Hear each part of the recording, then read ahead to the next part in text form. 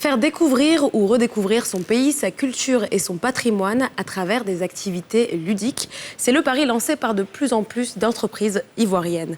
Des jeux de société ou de cartes adaptés aux réalités locales, des poupées à la peau ébène et aux cheveux afro, ou encore des dinettes africaines. Et si les grandes surfaces, elles, continuent d'importer une grande proportion d'articles venus d'ailleurs, le public, lui, répond de plus en plus au Made in Côte d'Ivoire. Comme vous allez le voir dans ce tout nouveau numéro des Femmes d'ici sur NCI. Surtout, restez avec nous, ça commence maintenant.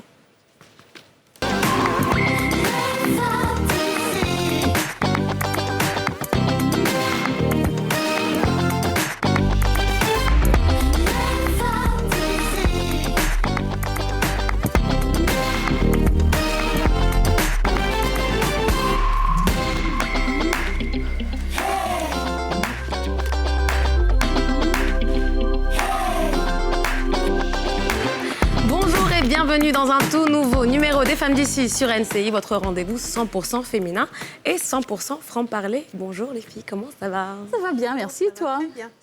Ça va? Très très bien, comme un début de semaine. Comme un début de semaine. On commence le lundi avec beaucoup de... En plus, c'est un sujet sympa. Avec beaucoup de force à pour commencer la semaine. Non? Si. En fait, il est toujours à l'ouest quand il s'agit de... lundi. Oui, les lundis, et dès qu'on commence à dire Made in Côte d'Ivoire, local. C'est pas tu ça. n'as pas honte, toi? Non, si j'ai honte. Le truc, c'est que j'ai honte. Je m'en veux terriblement parce que pour tout ce que les Ivoiriens font pour moi, là, wallahi, je dois faire plus pour eux. Ça, c'est tellement vrai. Et aujourd'hui, donc, on parle des jeux Made in Côte d'Ivoire. Et je suis une adepte des jeux, j'adore les jeux, mais je prends ailleurs. Peut-être parce que... Tu connais pas? Je ne connaissais pas, peut-être parce qu'il n'y a pas assez de communication, peut-être autour, tu vois. Donc aujourd'hui, là, Dieu merci, on va terminer avec tout ça. Est-ce que vous connaissez, vous, les jeux Made in Côte d'Ivoire? Oui, j'en connais un petit paquet. Ouais, un petit paquet, j'aime bien ça. Dis que tu connais. Voilà, laissez-moi faire la l'humilité. Voilà, déjà. Écoute, moi c'est pareil. Hein, depuis que je suis arrivée en Côte d'Ivoire, je pense que je suis tombée dessus un peu sur Instagram. Et puis aussi, j'ai des amis qui les ont achetés et qui les ont à la maison. Donc quand tu vas à une fête un peu... une fête à la maison, il y a souvent ces petits jeux. Et je trouve ça très cool. Je pense que plus de pays africains devraient suivre cet exemple. Ça se fait beaucoup dans les pays anglophones, mais un peu moins en Afrique francophone. Je pense que la Côte d'Ivoire est un peu leader sur le... Moi, je pense que les seuls que je connais comme jeu Made in Côte d'Ivoire, c'est les poupées ébènes, là, les Naïm Dolls. Mais vraiment, à part ça, peut-être parce qu'il y a des ramifications où je connais Edith Brou, je connais, tu vois. Donc du coup, c'est des choses qui viennent sur mon fil d'actualité et donc je vois. Mais sinon, les autres, mais j'aimerais vraiment découvrir et j'aimerais vraiment faire un bon stock de ça. Écoute, cette émission, elle est faite pour ça. Exactement. Mais nous, on a demandé, comme tous les jours, à notre cher public, on vous a demandé aujourd'hui, est-ce que vous connaissez des jeux Made in Côte d'Ivoire? Et on écoute vos réponses dans ce micro-trottoir.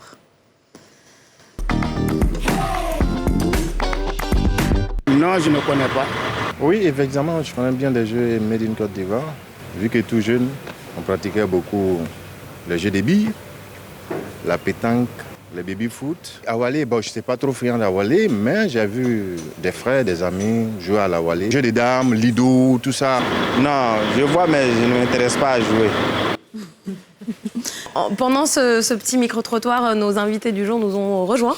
Et je vais d'ailleurs les présenter tout de suite. Il s'agit aujourd'hui de Karim Daniogo, directeur de production chez Snap. Oui, c'est ça. Nous avons également Raissa Adzake, créatrice donc de dinettes de chez vous. Et d'ailleurs, vous l'avez apporté la dinette, hein, on la voit. Tout à fait, oui. Et nous avons également Frédéric Kakpo, cofondateur d'Ivo Nomade.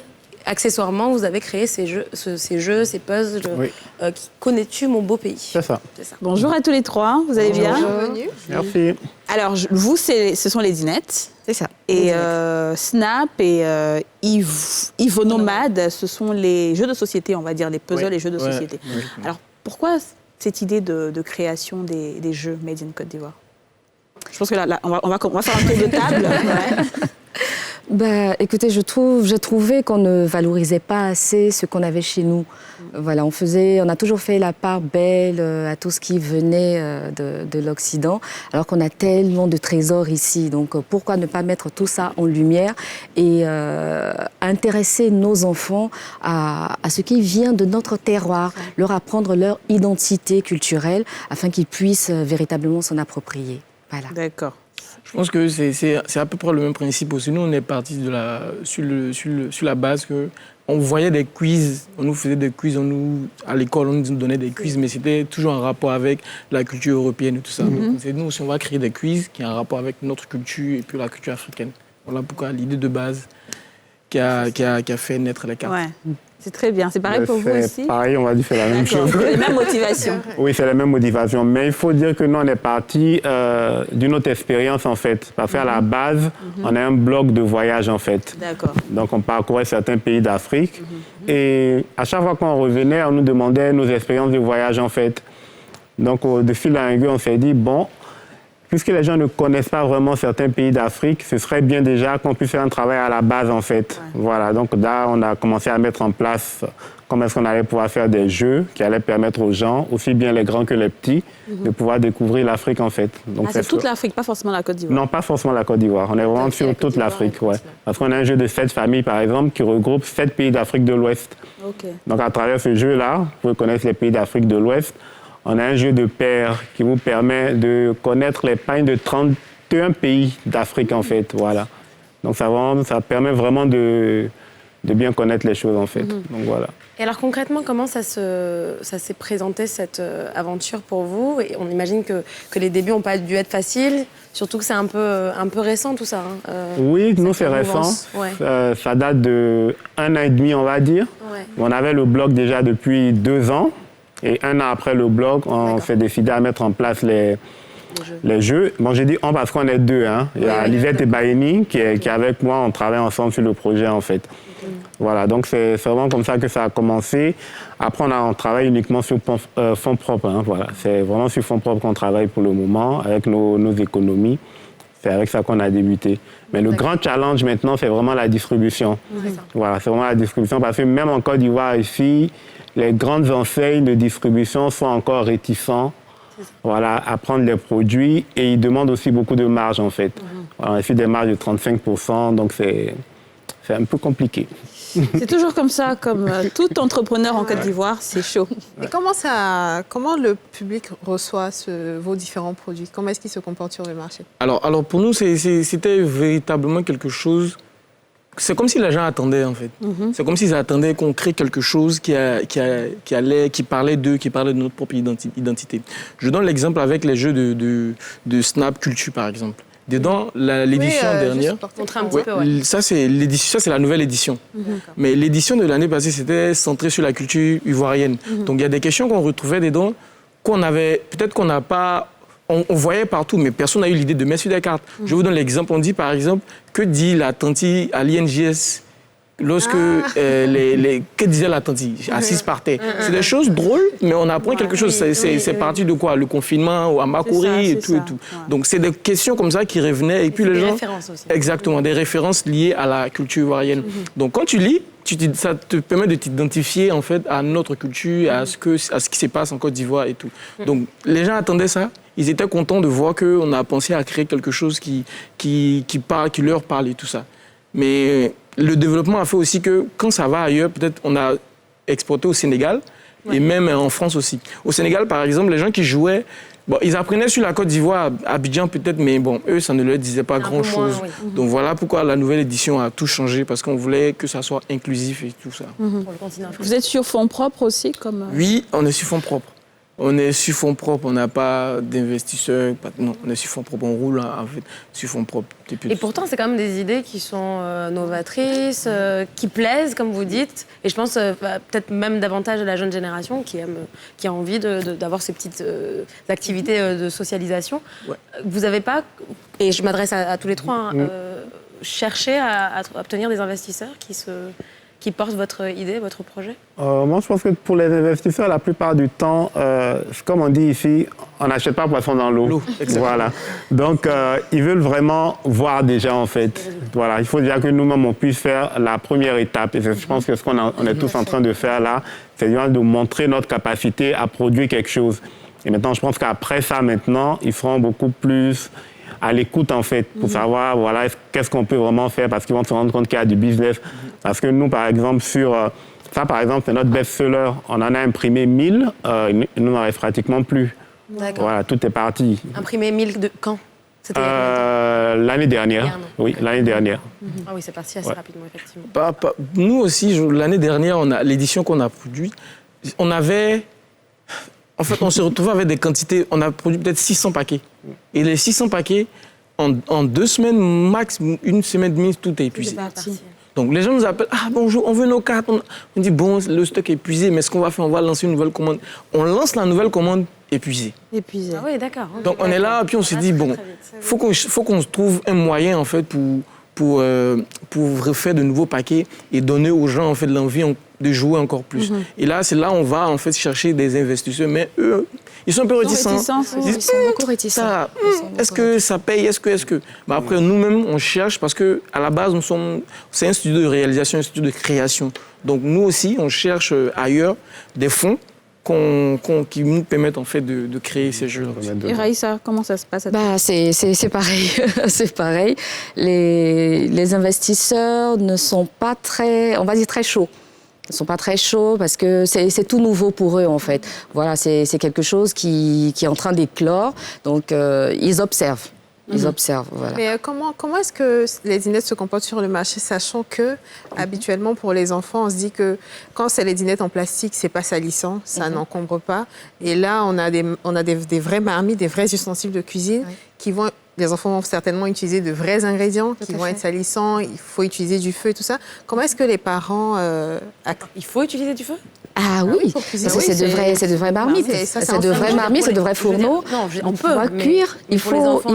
Oui, alors ce qu'on dit aux parents, la première des choses qu'on fait, c'est de demander l'âge de l'enfant. D'accord. Voilà. Donc à partir de 5 ans.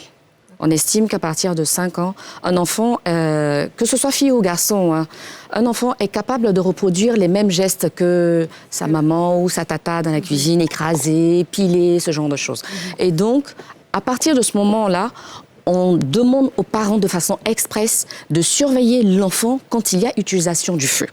D'accord. Il y a certains qui n'utilisent pas le feu, ils vont vous mettre du bois, du sable, machin, et puis voilà. Et il y en a ceux qui veulent apprendre la cuisine à leurs enfants. Mais comment intéresser l'enfant, justement, c'est de façon ludique. Si on vient lui présenter tout ça, on lui dit, écoute, écrase ça, fais comme ci, fais comme ça. C'est comme quand on fait des gâteaux avec ses enfants, par exemple. Tout à fait, c'est pareil. Et ça a éveillé également, ça a réveillé les souvenirs d'avant.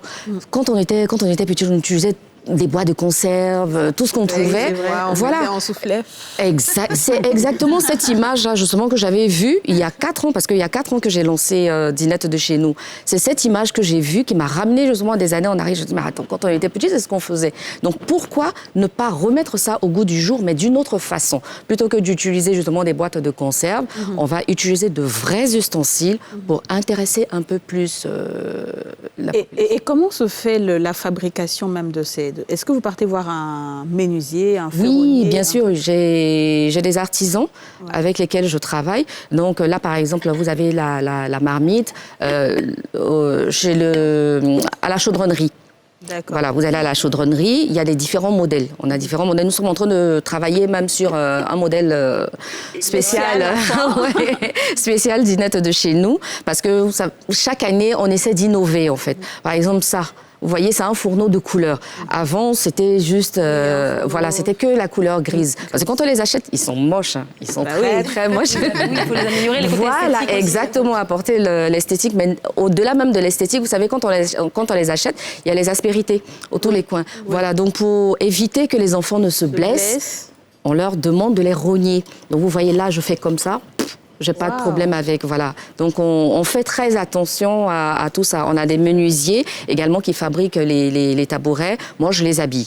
C'est moi-même qui les habille, voilà. Okay. Donc, par derrière, il y a toute une équipe qui a un travail bien précis. Et puis voilà. Alors, du coup, ça m'amène à une autre question. C'est quoi, en termes de coût de production, pour faire une dinette, pour vous, ça représente beaucoup, à la fois en termes de ressources humaines et de ressources matérielles? Oui. Ça représente beaucoup. Vous avez un profit qui est quand même considérable. Vous avez un retour sur investissement? Oui, je vais dire que pour le moment, pour le moment, ça ne me nourrit pas complètement. Voilà. Mais nous sommes en train de changer la donne. On va dire Dieu merci, les choses commencent à éclore et on gagne un peu plus en visibilité. Et c'est ça justement qui va nous permettre d'avoir un peu plus d'argent. Parce que souvent, l'argent, on ne peut pas avoir tout de suite. Ah non. D'abord, longue haleine. Hein. Faut pas qu'on se dise j'ai investi 10 francs aujourd'hui et puis 2 jours plus tard je me réveille, je suis dans ma villa à 5 pièces avec une piscine. Non. C'est un travail de longue haleine. Et vous, c'est pareil, le coût de production avec le retour sur investissement? Notre gros souci, en fait, c'est que pour les puzzles, par exemple, on ne peut pas les faire en Côte d'Ivoire. Voilà, donc on est obligé de les faire à l'extérieur. Donc, on produit à l'extérieur, après il faut transporter par bateau. Donc vous avez toute la chaîne, dédouanement, voilà quoi. Mais sinon, toute la conception, elle est faite ici avec nos équipes. On conçoit tout, on envoie tous les fichiers pour faire la production. Moi, j'aime bien les puzzles parce quand on était petit, les puzzles avec lesquels on jouait, c'était des dessins animés européens. Et là, il y a la Côte d'Ivoire et il y a une tenue à Caen qui est trop belle. Trop belle. Et ce qui est bien aussi, par exemple, c'est que pour nos différents puzzles, à chaque fois dans le dos de la boîte, on a un petit explicatif en fait pour l'enfant, qui lui permet de savoir ce qu'il est en train de faire. Il y a une leçon derrière. Voilà, il y a une leçon derrière en fait. Donc c'est toujours bon. Même il y a beaucoup de parents, par exemple, sur la carte. On s'est amusé à mettre des villes qu'on ne connaissait pas forcément. Voilà, donc du coup, il s'est dit, mais voilà, tout le monde apprend quelque chose en fait. Et vos jeux, c'est de quel âge à quel âge à peu près? Alors, à partir de 5 ans. D'accord. Voilà, à partir de 5 ans jusqu'à... Pour les adultes aussi. Pour les adultes aussi, oui. Alors, je pense que le challenge que vous avez tous en commun, c'est aussi le fait de pouvoir distribuer de manière pérenne. Oui. Parce qu'effectivement, il y a un engouement qui est là. Vous l'avez dit tout à l'heure pour Snap. Vous avez épuisé votre stock rapidement, vous aussi. Alors, comment vous envisagez, après, progressivement, de pouvoir produire et de produire de manière viable et de continuer en fait pour la cible? D'accord. Pour nous déjà, je vais revenir un peu sur la rentabilité. Voilà. Pour la rentabilité, déjà, il faut qu'on augmente considérablement nos productions en fait. Voilà. Par exemple, là, je vous disais tout à l'heure, on était sur du 1000, mais je vais dire avec 1000 exemplaires, ça ne fait pas grand-chose. Voilà, ça ne fait pas vivre en fait toute l'équipe. Donc, il faut monter en volume. C'est pour ça qu'on a vraiment besoin d'être accompagné. Maintenant, deuxième chose au niveau de la distribution. Pour le moment, on va en direct, comme je vous l'ai dit, parce qu'on ne peut pas se permettre de donner 35% de nos marges à un revendeur, en fait. Donc, on fonctionne beaucoup plus en direct. Donc, ça va un peu plus lentement, en fait, en termes de vente, parce qu'on n'est pas dans un réseau. Mais on se fait accompagner par des sites Internet de vente en ligne, voilà, qui nous permettent d'avoir aussi une visibilité. Donc, on commence à étendre petit à petit notre réseau de distribution, en fait. Voilà. Okay. Avec nous, on a une boutique en ligne sur laquelle les gens peuvent commander. Quand tu commandes, nous, c'est nous qui faisons la livraison et tout ça. Il y a des concept stores aussi dans lesquels on dépose les cartes, que les gens, quand ils nous appellent, on dit tu es dans quelle zone? Je suis à Cocody. À Cocody, il y a telle zone où tu peux aller récupérer les cartes. Comme ça évite pour nous le déplacement et tout. Oui, des sortes de pick-up points. Oui, exactement. Donc on a plusieurs. L'édition passée, on avait eu 2, mais maintenant on a cherché à agrandir en fait les endroits où on pouvait déposer. On a envisagé de déposer dans des grandes surfaces. On a entamé la procédure. Après, c'était chaud. C'est bloqué quelque part là-bas. On ne sait pas pourquoi. On a essayé. On a vraiment essayé. On a tous les documents, tout ce qu'ils ont demandé, on a tout fourni. Mais après, on ne sait pas pourquoi ça a calé en fait. Un peu les produits naturels. Vivrier que la dame là, oui, c'est vrai, c'est pareil. Toujours. C'est pareil. Donc on essaie, mais le truc c'est pour cette nouvelle édition, on veut relancer la machine pour voir vraiment réellement ce qui n'a pas marché la première fois. Parce qu'on veut vraiment permettre à tout le monde d'avoir accès aux cartes. S'il y a des gens qui commandent par exemple à Bouaké, nous, on ne peut pas forcément livrer à Bouaké, même si on doit livrer, on va légèrement augmenter le prix. Donc s'il y a des grandes surfaces à Bouaké qui nous permettent de livrer là-bas, ce serait tellement génial parce qu'on reçoit des gens qui veulent. On reçoit des appels. Bon, je suis à Yamoussoukro, comment je récupère? Hey, tu as un secours. Bon, il faut peut-être avoir des gens, en fait, c'est-à-dire une personne individuelle. En général, c'est comme ça les gens font. Qui acceptent de prendre ton colis et puis qui te l'expédie. Pareil en France. Non, pas expédier, c'est-à-dire la personne est à Boaké, elle a son magasin et peut dire moi je vous représente ici. Et vous envoyez, vous déposez les colis. C'est quand même le challenge de la distribution de manière générale. Oui, exactement. C'est le concept de voir des gens, de voir peut-être des entreprises qui sont là-bas, ou même des concept stores même qui sont à l'extérieur du pays et leur offrir nos cartes pour qu'ils puissent les vendre. Même, par exemple, en France, ou si on veut distribuer en France, par exemple, on envoie des lots à des amis qui distribuent. C'est ça. Donc c'est encore un peu informel. Exactement. Donc on veut structurer, on a l'ambition de structurer. Mais après, les démarches aussi, quand ça bloque comme ça... Surtout, on ne dit pas pourquoi c'est bloqué, en fait. C'est ça. Moi, je veux bien que vous nous parliez de vos cartes. Oui, donnez-nous un petit peu les détails de la nouvelle édition. OK. Donc, déjà, je fais la première édition, en fait. Ouais. Est-ce que je peux faire une brève historique pour présenter? Oui, allez-y. En fait, de base, les cartes, c'était pendant le Corona. D'accord. Donc, on faisait des jeux de quiz sur la page et les gens venaient dans le studio, on avait des buzzers, ils buzzent et puis on fait le jeu. Les gens aimaient ça, ils adoraient ça. Mais sauf que on ne pouvait pas recevoir tout le monde. On avait tellement de demandes, on ne peut pas recevoir tout le monde. Donc, un jour, on a essayé de faire une sorte de Snap Game Tour. C'est-à-dire qu'on va faire des jeux de compétition, vous allez venir. Et la pandémie est venue tout mélanger. Donc, on dit, bon, comme on ne peut pas faire ça, on va essayer de créer quelque chose pour les gens. Donc, on est parti sur la base de créer une seule édition, culture. Donc, on a commencé à écrire les questions. Puis, on s'est dit, mais si on peut, pourquoi faire une seule édition, en fait? Donc, on est allé sur 4 éditions. Donc, il y a la culture, il y a la team, il y a la mime et il y a la chill. Donc, la culture, en fait, c'est culture générale. La chill, en fait, c'est des jeux et défis, en fait, mais après, il y a des gages, en fait. Les gages, c'est de bois. Okay. C'est pour ça que ça s'appelle la chill. Pour les fêtes et tout. Exactement, apéro et tout ça. La team, ça, c'est des jeux et défis, mais il n'y a pas de gages. C'est en famille, vous pouvez jouer. Et il y avait la mime, c'est plus de 200 mots à mimer en famille, entre amis.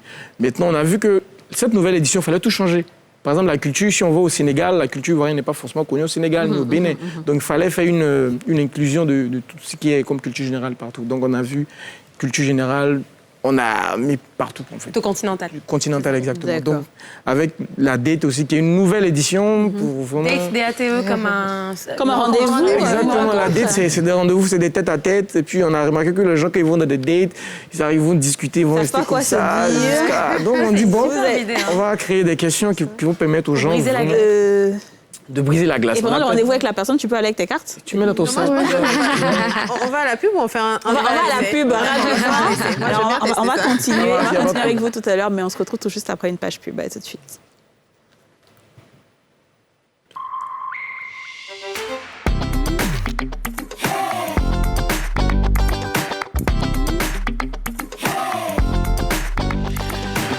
Si vous nous rejoignez sur le plateau des Femmes d'ici, sur NCI, on parle de jeux Made in Côte d'Ivoire avec nos invités du jour, Karim Daniogo, directeur de production chez Snap, Raissa Diaké, créatrice de Didette de chez nous, et Frédéric Kakpo, cofondateur Ivo Nomade et donc créateur des jeux Connais-tu mon beau pays. Alors juste avant de partir en pub, Dija voulait une petite démo. Je pense qu'elle était particulièrement intéressée par l'édition Date. Alors on parle depuis tout à l'heure, donc on va lui faire plaisir. Okay. L'édition Date, on l'appelle le brise-glace ultime. C'est vraiment pour briser la glace. Donc il y a des questions, c'est 50 questions. D'accord.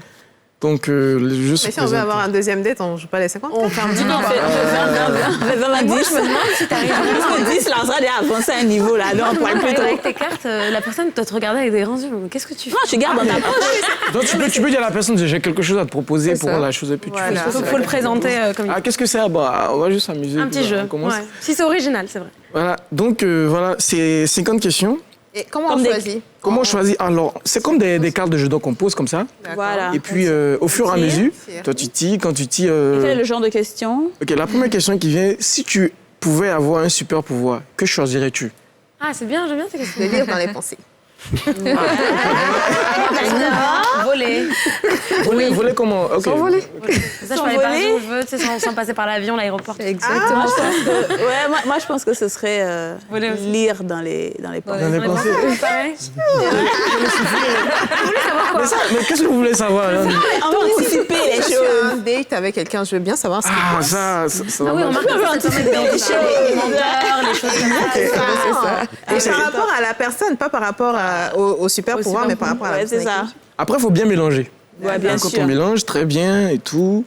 Donc ça, c'est Piocher au hasard. Ok. Bon, je vous laisse. C'est qu'on va faire. Allez-y. Ok, piocher. Élisée, Raïssa? Au premier date, qui paye? C'est l'homme. bonne question, ça. Qui paie au premier date? Ben, normalement, c'est l'homme. Après, ça dépend. Je pense que ça dépend de celui Moi, j'ai qui a déjà dit ça qui a ici. invité, je veux organisé, dire autre chose. qui a... Le date? Non, Oui, non, mais parce que si, généralement, c'est les hommes. voilà. Généralement, Parce que c'est les si hommes c'est- qui invitent. Donc, si c'est c'est lui qui paye. organisé- Non, si c'est moi qui l'ai invité, c'est moi, je vais payer. Ah, d'accord. Qui a invité, c'est ça. Si c'est moi qui invite, je paye. Mais si c'est Moi, je lui, pense que c'est vrai qu'il y a une sorte de... Culturellement, c'est accepté que c'est l'homme qui paye. En général, moi, je pense qu'il faut faire la danse de la facture. De Ah, la, je de la vois, c'est facture. quoi? Moi, je préfère c'est moi, payer. c'est partagé. moi, et puis... En vrai, on moi, je partage préfère. Oui, on Vous partage, oui. préférez Moi, je 50-50. préfère. Oui, 50-50. Ok. C'est bien, par contre, du coup, ça permet de savoir si on est sur la même longueur d'onde. Exactement. Ouais, Mais c'est vrai, si le gars il répond, c'est la femme qui paye, mais au moins tu sais. Frédéric, vous n'avez pas répondu à la question. C'est le dernier date. L'homme. C'est l'homme qui paye. Ah, c'est l'homme qui Voilà, c'est l'homme qui paye. Et vous, Frédéric, vos jeux, connais-tu mon beau pays? Comment Alors ça se joue généralement? Bon, les puzzles, ça c'est voilà, c'est simple, c'est pas compliqué. Alors, on va prendre celui-là, qui est le tout complet, la paire. Ok, Alors, c'est des cartes qu'on a en doublon. d'accord. Voilà. Et sur chaque carte, vous avez un pagne, le motif d'un pagne africain, en fait. Voilà. Ça, c'est du DOP. Voilà, Cameroun. Camerounais. Voilà, exactement. Donc, alors, vous les avez. Donc, on étale toutes les cartes sur la table. Il y en a il y a 30 paires, donc 64. Ok. Voilà, donc vous les étalez toutes. Et c'est en fait, c'est le jeu de mémoire, en fait. Voilà, c'est le jeu de mémoire, c'est ça, en fait. Et Donc, comment ça se elle va passe? Parce que là, tirer je comprends toujours pas. Elle va tirer une Tu as carte. trouvé la deuxième carte, pareil. J'ai C'est-à-dire, tu as trouvé le deuxième DOP. Voilà, donc elle doit trouver le deuxième double sur toutes les cartes qui sont retournées, en fait. D'accord. Bon, voilà, là, elle a Tu joué. retournes, c'est le tour de l'autre, c'est ça? Ouais, c'est le tour de l'autre. Ah, d'accord. Donc après, À voilà, force de voir, tu on vas te mélange, souvenir. voilà. D'accord. Et il y a les noms des pagnes aussi? Oui, le nom des pagnes à chaque fois. Ok. Donc ça permet vraiment de mémoriser le nom des pagnes. Il y a 31 pays et vous avez 60 différents pagnes, en fait. Raïssa, j'ai vu que Raïssa, vous avez aussi des baby Des mini baby-foot, oui. Des mini baby-foot, plus pour les petits garçons, on les a sortis en 2020. Parce que justement, on disait, mais pourquoi seulement que les dinettes Parce que bon, culturellement, on se dit que la les garçons ne cuisine, vont pas c'est jouer que pour avec les les- filles. Ben ouais. Je ne suis pas d'accord avec ça. d'accord. Non, non. La plupart des plus grands chefs dans ce monde, c'est des hommes. Je suis Mais bon, d'accord. Je suis d'accord, mais bon, on voilà, s'adapte mais avec ce bon, que il les gens faut pensent pouvoir. aussi. Voilà, c'est ça. Exactement, exactement. Donc, à part Donc, le baby-foot, il y a quoi les d'autre? mini baby-foot, on a les hockey sur bois, Ok. et puis on a les mini billards également. D'accord. Voilà. Alors la question que je me pose, c'est que c'est vrai que vous arrivez avec ces jeux-là de société ou jeux pour enfants à une période qui est quand même une période digitale, hein, où on est de plus en plus axé sur notre téléphone, les jeux vidéo. Est-ce que c'est du coup quelque chose que vous craignez, que vous voyez comme une source de challenge supplémentaire, ou est-ce qu'au contraire les gens ont envie de laisser un petit peu leur téléphone de côté et de jouer Moi, nous, c'est vraiment laisser le téléphone de côté, en fait. D'accord. Parce que, je veux dire, tous les enfants, les ados, maintenant, dès qu'ils ont un téléphone, Ils oublient tout. ils oublient tout, en fait. Ils ne socialisent pas vraiment, en fait. Il n'y a pas de contact réel, en fait. Alors qu'avec ces jeux-là, il y a vraiment un contact, il y a des éclats de rire, vraiment on partage, quoi.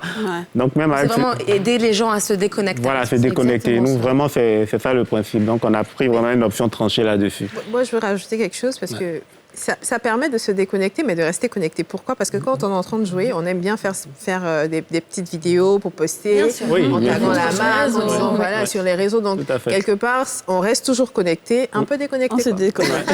Alors, au-delà de la distribution en Côte d'Ivoire, est-ce que vous essayez de toucher certaines enseignes au-delà de la Côte d'Ivoire? Parce que souvent, ça coince en Côte d'Ivoire, mais la diaspora, de l'autre côté, ils sont très favorables à tout ce qui est africain, tout ce qui est local. Est-ce que vous essayez quand même de les approcher un peu pour exporter vos produits? Oh oui. En fait, nous, on n'a pas eu, je vais dire, besoin de les approcher. Ça a été plutôt le contraire. Ouais, c'est ça. Voilà, ça a été plutôt le contraire. Quand ils ont découvert que ça existait, ils se sont dit, mais attends, nous, on est ici, on est perdus. On est perdus, on a besoin de se raccrocher à quelque chose qui vient de chez nous. Pouvoir transmettre nos valeurs, ce qu'on a reçu de nos parents, on aimerait bien les transmettre à nos enfants. Donc, comment faire pour pouvoir les avoir? Et malheureusement, on est arrivé dans la période du corona. Tout était entrepris. Hein. On avait déjà trouvé des points de vente et tout ça là-bas. Et puis, bon, bah, la situation a fait que tous les coûts ont augmenté. Donc, qu'est-ce qu'il fallait faire? Est-ce qu'il faut quand même exporter?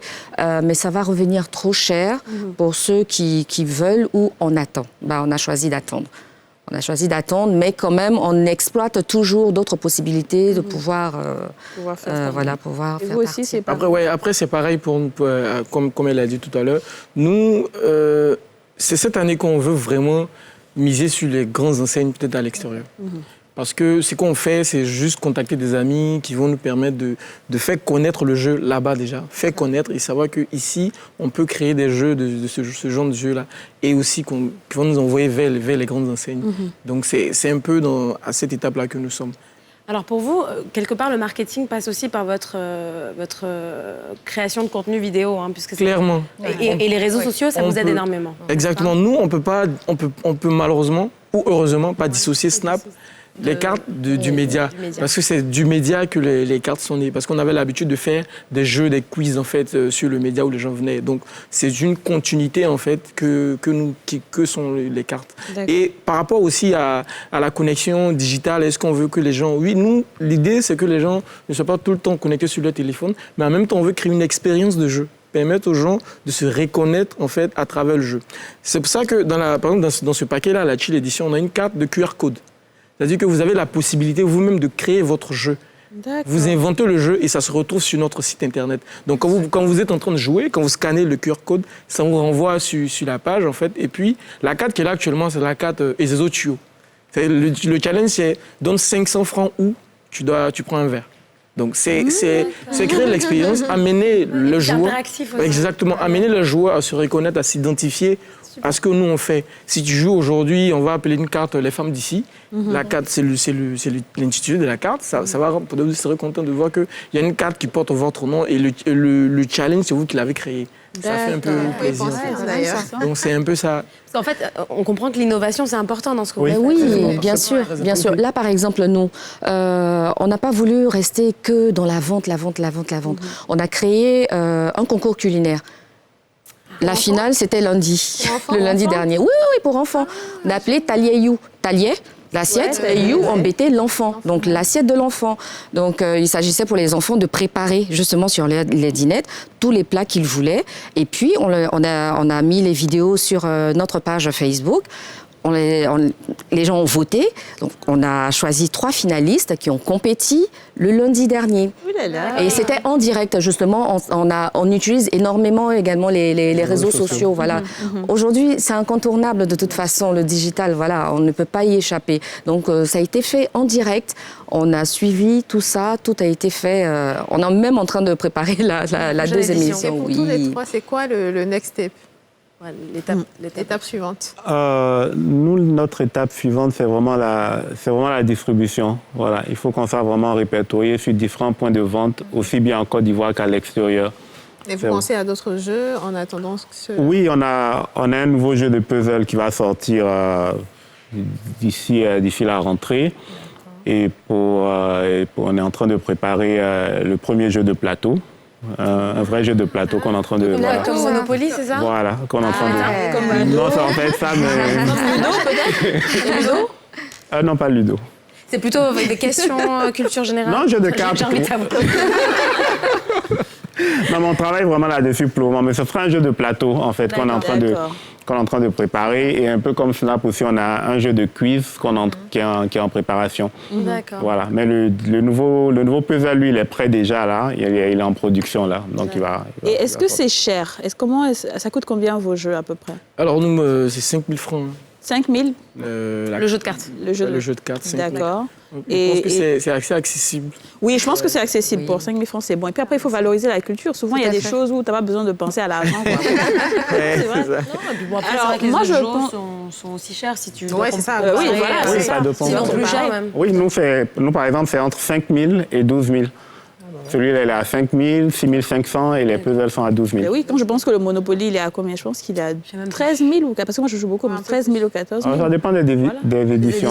Ça peut monter jusqu'à 35, 40. Voilà, tu vois, mais pourtant, on achète. On achète. Et les dinettes? Les dinettes, on a 2 kits. Le kit de 15 000 francs et le kit complet à 25 000 francs. Il y a quoi dans le kit complet? Alors, le kit complet, donc, on a tout ce qui est là. On a deux tabourets parce que... Oui. Voilà. Ah oui, c'est vrai. C'est comme Oui, on a 2 tabourets. On a aussi un canari pour préparer le queue de genou. Ah, Oui. Mais justement, ce qui m'amène à parler justement de ce qu'on compte faire plus tard, c'est de pouvoir aller dans les différents hameaux.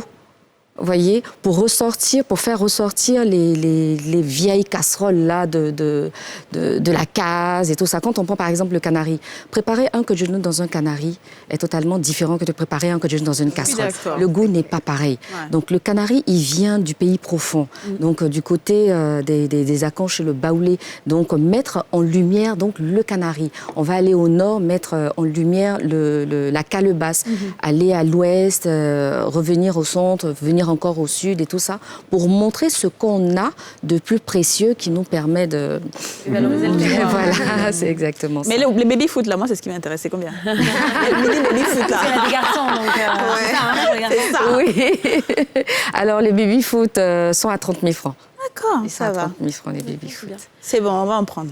Alors, peut-être une dernière question, parce qu'on arrive à la fin de notre... Ou alors votre mot de fin, si vous avez des mots de fin. Oh, une question, ça me va. Une question, ça vous va? Alors, vous avez parlé donc, de distribution, qui est un peu le challenge, et que vous allez voir comment vous organisez par rapport aux grandes surfaces. Ouais. Est-ce que, aussi, dans votre cible, et ça, je m'adresse à tous les trois, vous voyez aussi plus d'intégration au niveau de l'Afrique, c'est-à-dire... aller essayer d'exporter dans la sous-région, mais aussi dans d'autres pays, peut-être même avec d'autres langues. Ouais, nous, c'est ce qu'on vise. C'est ce qu'on a déjà commencé à faire, parce qu'on a changé cette histoire de culture ivoirienne à afro-culture, pour que toute l'Afrique, même l'Afrique sous-régionale, puisse se reconnaître dans ce qu'on fait. Et le défi pour nous, c'est de permettre déjà que l'Afrique anglophone, déjà la partie anglophone, puisse jouer à nos jeux. Parce qu'on reçoit aussi des gens qui disent « Bon, je veux jouer, mais je ne comprends pas ce qui est écrit. » Donc l'idée, en fait, c'est de permettre à toute l'Afrique même de jouer à nos jeux. Et quand on demande c'est quoi la next step, en fait, nous, on veut aussi, parce que les gens demandent, on va le faire, la hot edition. Une édition vraiment haute, parce que les gens demandent. Il faut faire ça. Haute voulait dire sexy. Et puis moi, je peux vous dire, on dépense énormément d'argent dans la haute édition. Okay. Je sais de quoi je parle. Il y a plein de boîtes qui font venir ça se vend partout. Donc si ça vient de la Côte d'Ivoire, ça sera bien. En fait, le truc, c'est qu'on a commencé à poser les questions. Mais après, comment nous, on voyait les questions? Vous avez peur de la réponse. Est-ce que les gens sont prêts? Mais je pense qu'avec la date, on essaie de préparer les esprits. Je pense qu'ils sont prêts. Et la next step, c'est ça, en fait. Créer, en fait, une édition haute et aussi continuer dans ce processus de création parce qu'on a beaucoup d'idées. Il y a beaucoup de choses à faire. Pour vous, en ce qui vous nous, comme je vous l'ai dit, on est en train de préparer notre jeu de plateau. Ouais. En termes d'intégration, dès le départ, on avait déjà prévu ça. Donc là, on développe vraiment. Donc les 7 familles, comme j'ai dit, 7 pays d'Afrique. Le jeu de paix, on a pratiquement 31 pays qui se retrouvent là. Ouais. Donc on est vraiment axé là-dessus. Maintenant, ce qu'on prépare aussi, c'est qu'on est en train de préparer des jeux spéciaux pour les entreprises, en fait. Voilà. Donc, on a des jeux spéciaux qui vont sortir en partenariat avec différentes entreprises de la place, en fait. Donc, c'est vraiment ce qu'on prépare. Dernier mot, c'est pareil pour nous également au niveau de Dinette africaine, de chez nous. On travaille aussi avec des gens du Bénin et puis du Gabon tout récemment. Donc, oui, on est... De toute façon, il y a des liens. Exactement. Donc, c'est chez nous. L'Afrique, c'est chez nous. Voilà. Très bien. En tout cas, merci beaucoup à tous les trois. Merci d'avoir été avec nous. On se retrouve après une courte page de pub. Allez, à tout à l'heure.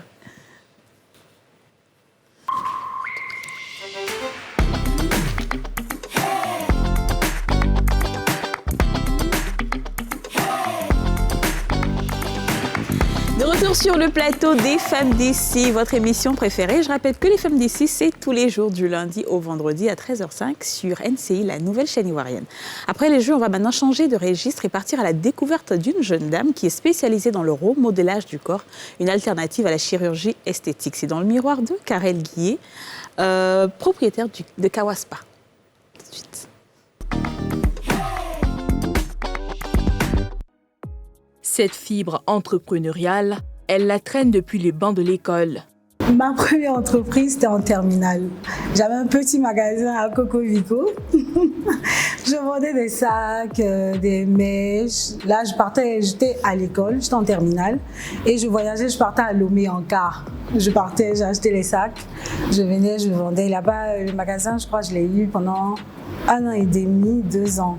Après, j'ai fermé, j'ai continué mes cours et je faisais des ventes en ligne. Ensuite, je vendais encore des produits que je faisais partie par avion au Maroc. C'était des produits vivriers, produits cosmétiques, plein de petites bricoles, voilà. Donc après ça, on va dire la deuxième entreprise, c'est elle qui a été Kawa. Donc elle a été en 2018. C'est sur fonds propres que Karel monte son entreprise malgré les coûts exorbitants d'équipements technologiques. Lorsqu'elle se lance dans ce domaine d'activité, elle ne veut surtout pas faire comme tout le monde. Quand j'ai ouvert au départ, je me suis axée sur les machines. J'avais des traitements qui n'étaient pas encore connus en Côte d'Ivoire, comme le lifting colombien, le laser, les ventouses pour buster, pour raffermir le buste et tout. Les gens ne connaissaient vraiment pas ça. Donc c'est ce qui a fait que déjà beaucoup de personnes venaient un peu de partout, de l'Afrique de l'Ouest, d'autres venaient de l'Europe pour venir pour faire leurs soins. Des termes très techniques qu'elle prend plaisir à expliquer. On fait le lifting colombien. C'est quoi le lifting colombien? C'est le bébé de Kawa. C'est des ventouses qui se présentent comme celle-ci, qui vous donnent du volume aux fesses. Donc du coup, il y a ces ventouses-là qui est une ventouse certifiée. Quand vous l'utilisez, elle traite tout ce qui est cellulite, elle vous donne du volume aux fesses, elle essaie de combler tout ce qui est vide au niveau des fesses. On a aussi le laser, l'épilation au laser qui vous permet d'enlever les poils de façon définitive. Donc on a aussi les ventouses pour les seins, on a le micro-needing qui est bon pour les vergetures. Ce ne sont pas les ambitions qui manquent à Karel, qui n'a que 3 ans d'ancienneté sur ce marché. Kawa a 2 objectifs déjà, soit ouvrir un autre spa à l'extérieur du pays ou faire un building spécial esthétique, c'est-à-dire avec des centres de formation, parce qu'on fait déjà des formations ici, mais on veut avoir un centre où il y aura les centres de formation et les soins en bas. Aujourd'hui, la fierté de cette jeune chef d'entreprise, c'est d'avoir réussi à faire de sa passion son métier. Bonjour Karel. Bonjour. Bienvenue sur le plateau des Femmes d'ici. Merci. Ça va? Ça va. Et vous? Ça va, merci. Ça va très bien. Ça va bien. On sent que ça, là, c'est le coin des femmes, quoi. Le chouchou des femmes, n'est-ce pas? Parce que tout ce que tu as dit, là, c'est ce qu'on a envie de faire. C'est vrai. On regardait avec beaucoup d'intérêt. On disait, oui, bon, okay. De belles fesses bien rebondies et tout ça. Mais il y a les hommes aussi. Hein. Ah, les hommes aussi. Vous avez des hommes quand même? Okay. Oui, les hommes viennent pour la réduction du ventre, parce qu'il y a les soins à 1600 aussi. D'accord. Voilà. Et quand j'entends laser, ventouse, c'est pas un peu, il n'y a pas de risque pour la santé, il n'y a pas de douleur. C'est ce que tout le monde se pose. Mais oui, c'est la question. Non, il n'y a pas de risque, parce que c'est des traitements non évasifs. Donc, ça ne part pas en profondeur, c'est de façon superficielle. Donc déjà, puisque les machines qu'on achète, on essaie de prendre en fait, des machines certifiées. Par exemple, le laser, on a acheté un nouveau laser dernièrement qui a été certifié l'année dernière. Ça s'appelle le Platinium. Donc, il n'y a pas vraiment de risque. Et vous vous formez, vous aussi, à l'utilisation de ces machines-là, comment ça se passe? Exactement. Avant d'acheter, puisque c'est des machines qui coûtent excessivement cher, quand même. Donc, d'abord, la société avec laquelle vous achetez, ils vous font des formations. Déjà, à cause de la crise, vous ne pouvez pas voyager. Donc, vous faites une formation en ligne. Et quand ça vient, le personnel, on passe 1 semaine, 2 semaines, 3 semaines. Après, on fait des tests avec des personnes qu'on connaît pour voir comment ils réagissent et tout avant de lancer d'abord la machine. Alors, c'est pas... Ok. Par rapport au lifting colombien, parce que je me suis un peu documentée dessus, je sais que c'est pas permanent. C'est-à-dire que les fesses vont grossir, certes, ou le ventre va diminuer, mais il faut associer ça au sport. Est-ce que vos clientes, par exemple, savent ça? Et est-ce que c'est pas un problème, en fait, de se dire, je vais faire ça, ça va me coûter beaucoup d'argent, et en plus, il faut que je fasse du sport parce que c'est pas permanent? Non, c'est pas permanent, c'est trop dire. C'est permanent parce que il y a un entretien à faire. Donc, si vous ne faites pas l'entretien, bien évidemment, l'effet va partir. L'entretien, c'est le sport? Voilà, le sport et des séances de massage au spa. Donc, avant de faire, on leur explique. Mais généralement, quand elles ont le résultat, il y a d'autres même qui ont le résultat peut-être à 3 séances, elles ne terminent pas, certaines ne viennent pas, elles ne respectent pas la fréquence des séances, d'autres aussi, elles ne font pas d'entretien. Et comme on sait que l'homme, de nature, en une année, vous pouvez tomber malade, manquer d'appétit. Donc, comme c'est la graisse, évidemment, ça part. Donc, sinon, l'effet est permanent. Si vous suivez tout ce qu'on vous dit, vous avez ça 2 ans, 3 ans, 4 ans. Donc, voilà. c'est l'alimentation. Voilà. Et le sport. Exactement. Et venir faire les massages. Ça, vous voulez dire, ça veut dire qu'on doit faire des massages toute sa vie? C'est ça, en fait. Oui, c'est comme les cheveux. Si vous faites un lissage, que vous ne lissez pas, ça devient crépus. Non, mais là, vous faites une séance chaque mois ou chaque 2 mois. Ça dépend de votre organisme. Sinon, vous ne refaites pas la thérapie entière. Et la thérapie, c'est combien de séances? C'est 6 séances. 6 séances, d'accord. Alors, c'est pas votre première entreprise, Kawa, on l'a entendu dans ce portrait. Qu'est-ce qui vous a intéressé à l'esthétique de manière générale et pourquoi vous voulez grossir un peu votre entreprise pour créer une sorte de centre de formation d'esthétique? Ce qui m'a intéressée pour l'esthétique déjà, c'est qu'avant, j'aimais beaucoup partir dans les spas. Donc, quand je voyais et quand je voyageais souvent, je regardais l'esprit de là-bas, je voyais ici, je me disais que bon, il y a certaines choses qu'on cherche, qu'on ne trouve pas et tout. Donc, si je peux ramener ça au pays, ce serait pas mal. Donc, c'est comme ça que j'ai commencé à faire les recherches sur les machines et tout. Et donc, quand on a lancé la première vidéo, même des ventouses, les gens écrivaient « c'est quoi ça? C'est quoi tout ?» Les gens étaient choqués, d'autres venaient pour venir regarder, voilà. Mais après, on a essayé de s'adapter, les gens ont commencé à s'habituer et c'est devenu de plus en plus connu, voilà. Et vos clients, c'est dans quelle tranche d'âge que vous avez? Tout. C'est-à-dire de la vingtaine à la cinquantaine, on va dire. Cinquantaine, quarantaine, trentaine, voilà, c'est un peu ça. Qu'est-ce qu'elle recherche le plus en Côte d'Ivoire? C'est les grosses Généralement, les fesses, ouais, quand même. Mais aussi, il y a l'amincissement et puis le visage. Parce qu'au départ, l'amincissement, on avait seulement la lipocavitation. Là, on a acheté... expliquer un petit peu la lipocavitation, c'est une machine qui traite la graisse au chaud. Ça fonctionne avec des ultrasons.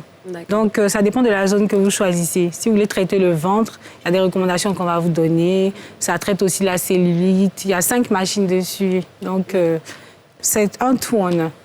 Maintenant, comme la lipocavitation, avant, on trouvait qu'elle était un peu trop lente et tout, on a rajouté le massage au bois pour pouvoir donner encore plus de résultats. Mais comme les femmes sont très douillettes, les hommes aussi, souvent d'autres se plaignent. Donc, on a acheté... Voilà. C'est la wood thérapie, c'est ça? Non, la wood, oui. La wood, ça fait un peu mal. On prend le bois pour faire... Voilà. C'est des bois qui sont sculptés spécialement pour le corps. Il y a plusieurs... Il y en a pour les cuisses, le ventre, voilà. Il y a plusieurs types. Donc là, on a décidé, dans le nouveau spa qu'on a pris, on a dit, bon, on va acheter le LPG. Ça, il y a beaucoup de personnes aussi qui connaissent, je pense. Donc voilà, donc on a acheté l'avant-dernière sortie. Mais à cause de la crise, c'est pas encore arrivé. Donc là, c'est un peu plus doux. Voilà, je pense qu'ils vont plus préférer ça. Comment j'entends que vous traitez aussi les vergetures? On sait que c'est le plus gros problème de beaucoup de femmes. Exactement. Et on sait que les vergetures ne partent jamais, réellement. Donc, qu'est-ce qu'on fait? Malgré tous les remèdes miracles. Non, mais ça, on est honnête avec les clientes. Les vergetures qui sont récentes, elles se referment. Mais quand elles durent, qu'elles ont éclaté, ça, c'est impossible qu'elles partent. Donc, on leur dit clairement, si vous avez reçu les vergetures il y a peut-être 1 semaine ou 1 mois, elles sont encore toutes petites rouges. Quand vous mettez le micro-needling, ça referme la peau. Mais si elle est déjà éclatée, qu'elle a déjà cicatrisé et tout ce qu'on peut faire, c'est pour la rendre moins visible. On va pas, donc, en fait, c'est moins visible. Voilà. On ne peut pas vraiment avoir de vergeture après 1 mois. C'est généralement après la grossesse, genre 9 mois. Non, il y en a qui utilisent des produits éclaircissants. Oui, voilà. Il y a plein de raisons. Voilà, c'est plus ça. La prise et perte de poids aussi. Voilà.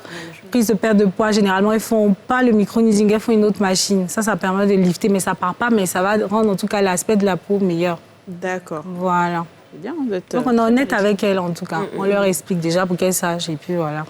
Oui, parce qu'il ne faut pas oui, c'est clair. Un mauvais retour après. Mais oui, c'est clair. Et il n'y a pas des cas de figure dans lesquels vous savez que votre expertise est limitée et qu'il faut plutôt aller vers la chirurgie esthétique. Ça arrive. Hein. Oui. Si les seins sont trop affaissés, après 4 enfants, 5 enfants, avec, voilà.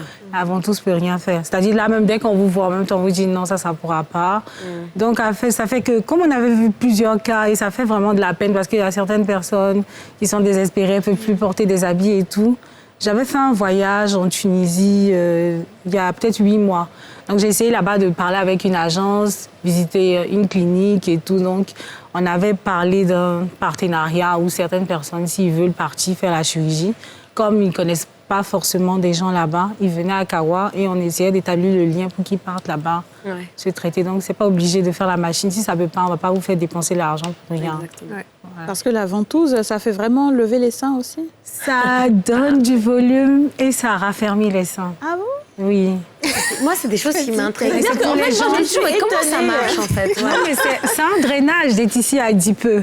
Vous savez que quand vous faites, par exemple, la chirurgie des fesses ou des seins, il y a l'aspiration qu'on fait de la graisse qu'on met dans les seins et dans les fesses. Oui. La ventouse fait le même effet, mais sans opération.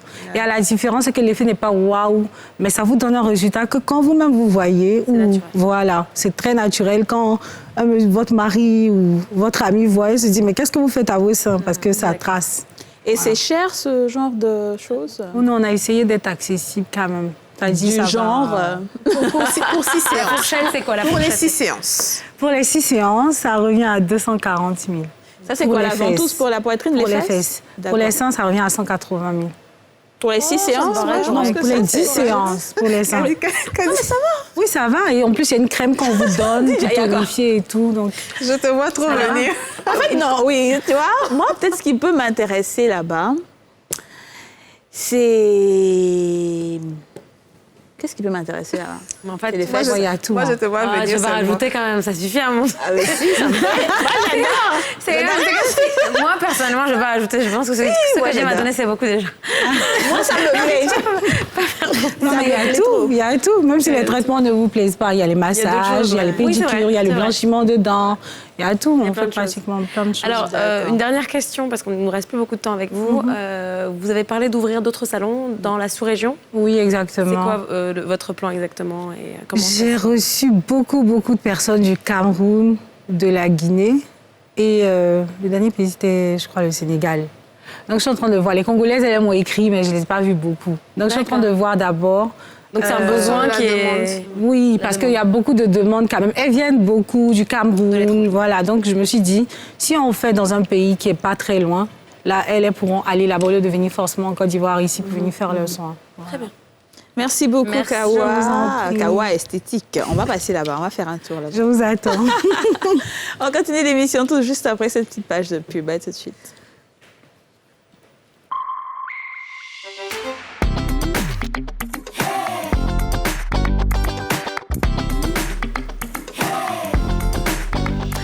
Bienvenue à vous si vous nous rejoignez pour la troisième partie de cette édition, la quatrième partie de cette édition des Femmes d'ici. Après les jeux et le remodelage corporel, on va changer un petit peu de registre et on passe à la chronique des DJ, ce qu'on retient tout de suite.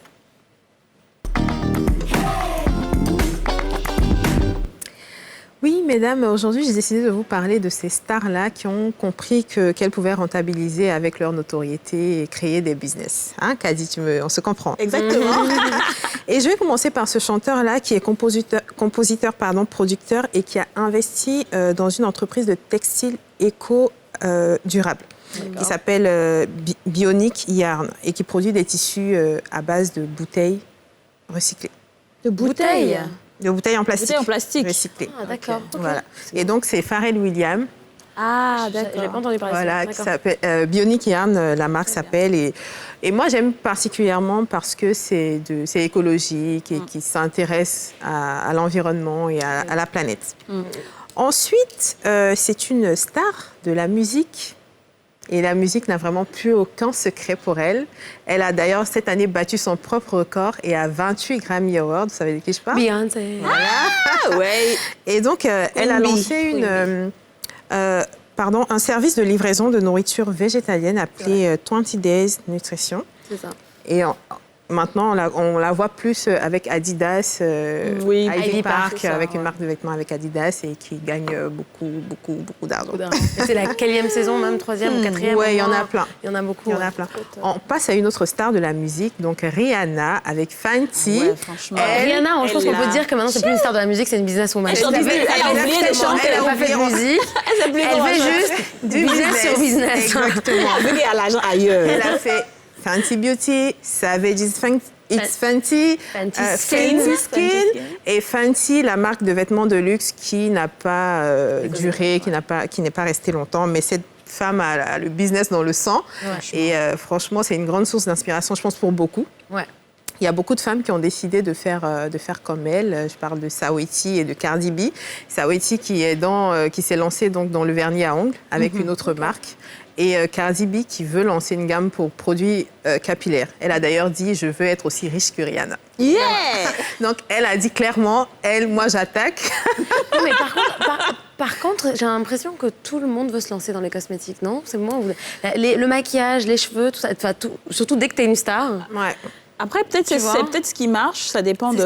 C'est ce qui marche. Je pense que c'est la période mais ça dépend. En fait, il y a beaucoup de... Aujourd'hui, l'afro, quand tu mets afro un peu, quand tu as ce petit côté afro, dès que tu te lances dans le business, toute la communauté noire te suit. C'est vrai. Et donc, c'est une clientèle d'avance, en fait. La communauté noire internationale. Et c'est d'ailleurs ce qui a donné cette notoriété-là à Fenty Beauty, parce que c'est une marque qui a été inclusive, car avec 50 teintes de la peau très, très foncée à la peau très, très blanche. Donc, les femmes noires se sont senties écoutées et comprises pour une fois. Et représentées surtout. Et surtout que c'est une icône de la musique. On se dit, on ne va pas réfléchir. Le fait qu'il y ait de la notoriété, quelque part, ça donne une sorte de cachet de confiance aussi. C'est ça. Tout de suite, tu penses, ah oui, si c'est Rihanna, et Rihanna a eu tellement de pubs gratuites que... c'est Rihanna, quoi. C'est juste pas juste, en fait. Si t'es un nobody qui veut se lancer... C'est pas juste pour les autres marques. Voilà, mais c'est juste pour elle, parce que si tu as une notoriété que tu peux pas en profiter... Et puis après, quand c'est du bon produit... C'est du produit de qualité, il faut dire. Exactement, voilà.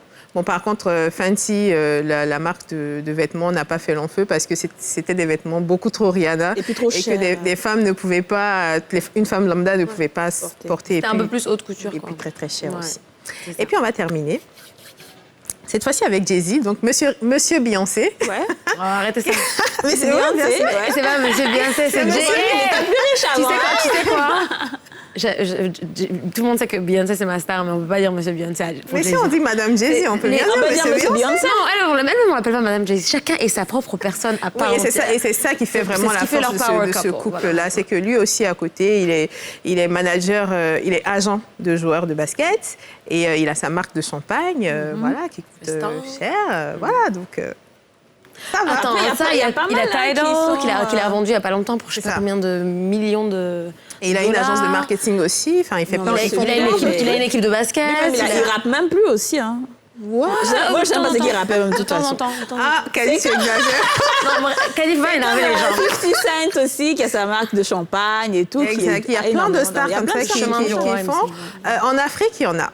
Oui. En Côte d'Ivoire, j'ai eu un peu de mal parce que c'est des artistes, par exemple, qui commencent une carrière, qui ne la poursuivent pas, à l'exception, contrairement aux Américains qui continuent de chanter et qui font leur business. Mais donc, moi, c'est pour ça que mon business, je continue de travailler. T'es pas artiste chanteuse, Kadi. Je sais pas, les artistes les chanteurs. Je suis pas encore arrivée sur les stars, tout le monde. Mais stars, je veux dire. Bon, ok. Tu veux dire que c'est un peu plus difficile quand on est... C'est un peu plus difficile ici en Afrique d'allier carrière musicale et business. Ah bon? Par contre, là-bas, c'est structuré, ils sont bien encadrés, donc c'est plus simple. Au contraire, même ça t'aide. C'est un avantage. C'est un avantage, exactement. Ouais. Mais ne t'inquiète pas, Kadi, je vais citer ton nom. Non, je sais que tu es star et que tu as beaucoup de business. Non, mais en fait, moi, je voyais plutôt le côté notoriété et business, pas forcément chanson, tu vois. Oui, je comprends. Oui, mais j'ai ciblé sur des chanteurs. Toute ma liste, c'est des chanteurs, des rappeurs et tout ça. Ouais. D'accord. Alors...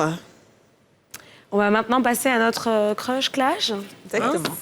C'est le moment, comme d'habitude, ou comme chaque semaine, où on partage ces petits coups de gueule ou coups de cœur de choses qui nous ont marqué dans l'actualité. Ça crush ou ça clash? Alors, c'est un clash pour moi aujourd'hui, les filles. Alors, avant de vous expliquer exactement ce qui me met en rogne, je vais vous donner une petite info qui va sûrement vous surprendre. En tout cas, moi, personnellement, ça m'a surpris. Je n'étais pas au courant. Saviez-vous qu'il y a un glacier qui se situe entre la République démocratique du Congo et l'Ouganda? Un glacier, hein. Donc, des monts enneigés. Un glacier? Comme un iceberg, genre. Non. C'est-à-dire que c'est vraiment, comment dire, c'est comme c'était des montagnes enneigées. Voilà, c'est vraiment un glacier. Okay. D'accord. Vous saviez? Non. Ça veut C'est vrai qu'on pense Afrique. Normalement, il y a pas. C'est pas l'environnement pour et bien pourtant, ça existe et ces sommets enneigés, c'est les montagnes du Rwenzori, donc qui sont un site protégé et classé au patrimoine mondial de l'UNESCO et qui se situe donc à la frontière, comme je le disais, de l'Ouganda et de la République démocratique du Congo. Maintenant, pour la mauvaise nouvelle, ce glacier est en recul progressif et très rapide. Et c'est évidemment dû à l'un des maux de notre époque, comme vous vous en doutez, le changement climatique. Donc ces dernières années, il y a eu beaucoup d'inondations dans cette région liées à des pluies irrégulières, encore une fois conditionnées par le changement climatique, et qui ont causé de graves dégâts à la fois humains et matériels. Donc beaucoup de personnes ont été déplacées, beaucoup de maisons, d'habitations ont été détruites. Et il y a eu aussi des feux de forêt, notamment en 2012, qui ont aussi causé beaucoup de dégâts. Et en fait, ce qui est en train de se produire, c'est vraiment une érosion de la glace dans la zone. Et c'est dommage parce que c'est vraiment, encore une fois, une zone protégée qui est considérée comme un peu une sorte de trésor. Ça n'existe presque, à ma connaissance, nulle part ailleurs sur le continent africain. Alors, il faut savoir que le champ de glace qui est passé de 6,5 km² en 1906 à moins d'1 km² en 2003. C'est pas vrai. Et qu'il pourrait disparaître complètement avant la fin de la décennie, selon les experts. Donc, encore une fois, comme d'habitude, en fait, le clash, c'est quoi? C'est que encore une fois, c'est toujours les grandes puissances occidentales qui polluent le plus et qui érodent l'environnement. Et malheureusement, les populations vulnérables et les pays un peu moins riches, font toujours les frais. C'est ça le truc. Et puis nous aussi, on n'a pas de volonté. On n'essaie pas de se dire, bon, on va se battre pour notre truc, c'est chez nous, on lui laisse se battre. Non, c'est... On laisse... On s'en fout un peu, quoi. C'est ça. Et je pense qu'on ne se rend pas compte que l'environnement, ça devrait être un de nos chantiers principaux. Voilà, peut-être qu'on a... Vraiment. Ça ne nous tient pas forcément de problèmes. Ça devrait être un problème majeur. On a en fait, tout ce qui est environnement, réchauffement climatique, les trucs comme ça, là. Entre la santé... Voilà, c'est pas notre problème, c'est pas notre priorité. Mais ça va nous rattraper dans des années, c'est ça, c'est dommage. Ça nous rattrape déjà même. Enfin, bon. Alors, moi, j'ai aussi, j'ai un crush cette fois-ci. Et c'est une jeune femme qui s'appelle Anna, donc qui est créatrice de la calebasse africaine. Donc c'est une épicerie fine. Je connais. Avec des produits africains. Donc elle sillonne un peu avec sa mère l'Afrique et elle recueille les épices vraiment les plus demandées et qui peuvent être un peu luxe. Donc, il y a la téké de la Côte d'Ivoire, il y a le poivre de Penja du Cameroun. Ah, vraiment pas que les épices, aussi les graines. Les graines, etc., tout ça. Et c'est dans un packaging, encore une fois, éco-responsable, donc qui ne pollue pas, qui est bien. Et c'est tellement bien présenté, c'est très beau, ça donne envie de cuisiner. Et puis moi, vraiment, c'est très bien. Il y a de trop belles choses en Côte d'Ivoire, franchement. Elle découvre, qu'elle dit. Non, mais en fait, le truc, c'est que comme c'est pas accompagné, que il n'y a pas de communication autour, on ne sait pas. Sur les réseaux, il y en a. C'est surtout sur les réseaux. Il faut que tu ailles sur les pages. Je suis d'accord, mais moi, je ne fréquente pas beaucoup de pages, tu vois. Je veux dire, moi, je ne sais pas les centres d'intérêt. On n'a pas, c'est pas forcément les mêmes. Toi, par exemple, tu as beaucoup de culture, donc c'est normal, tu vois. Moi, pas du tout. Moi, généralement, c'est les gens qui sont abonnés chez moi. Je ne suis même pas beaucoup des pages. Donc, il faut que ça passe par une amie ou bien des gens que je connais pour que ça vienne. Et je découvre. Mais s'il y avait plus de communication, si l'État s'impliquait un peu plus et que c'était dans les supermarchés, par exemple, on allait voir. Tu vois. Il y a plein de personnes comme moi qui ne savent pas. Alors, moi, mon crush, c'est juste le concert de Kérosène. Je pense que Kérosène, il a réussi son concert et on lui fait un gros crush. Par contre, il y a eu des choses qui ont fait que les internautes ont parlé.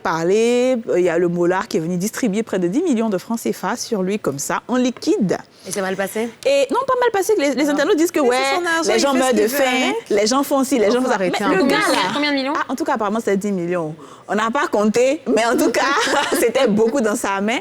Je pense que... comme si c'était pas culturellement accepté. Je pense que le Mollard, on l'a connu dans ça, dans la jet set, dans le nouveau, voilà, tu vois. Donc, si le gars fait, c'est son argent. Vous aussi priez pour avoir un peu d'argent. Mais le truc, c'est que le concert, il est réussi. Et je fais un gros crash à Kérosène parce qu'après 2 ans, tu vois, tu fais un concert chaque 2 ans. Crash. J'ai vu passer un peu sur les réseaux aussi. Ouais, c'est ça. Alors, les filles, On est à la fin de l'émission. Oui, c'était très bien. Merci beaucoup de nous avoir suivis. On se retrouve demain à la même heure sur le même plateau, la nouvelle chaîne ivoirienne. À demain.